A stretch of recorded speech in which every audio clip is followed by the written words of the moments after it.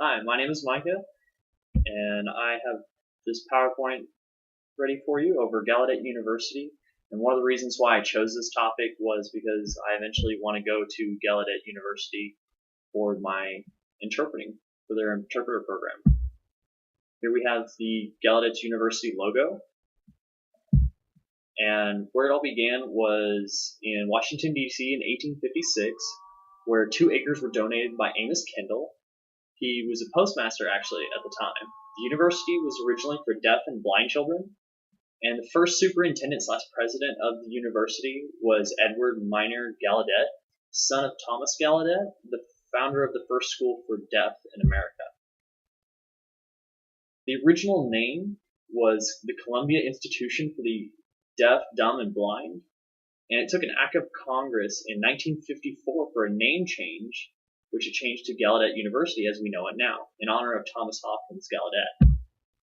The first diplomas that were given out by Gallaudet were signed by President Ulysses S. Grant, and since then all diplomas have been signed by presiding presidents. As of 2014, Gallaudet celebrated its 150th anniversary. Now, an up-to-date current Gallaudet spans 99 acres, and the student body consists of deaf, hard of hearing, and hearing students. The first graduating class from Gallaudet had only 3 graduates. As of 2012-2013 school year, there were 223 graduates. Here we have one of the main halls of the Gallaudet University. It was the first school for advanced education of the deaf and hard of hearing in the world, and remains the only higher education institution in which all programs and services are specifically designed to accommodate deaf and hard of hearing students, and is viewed as the primary resource for all things related to deaf.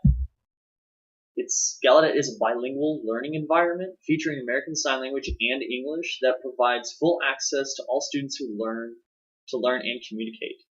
It's a world-class campus in our nation's capital, and it created virtual campuses that expand all over the United States to reach a broader audience of visual learners, and has an environment in which research can grow, develop, and improve the lives, knowledge of all deaf and hearing people worldwide.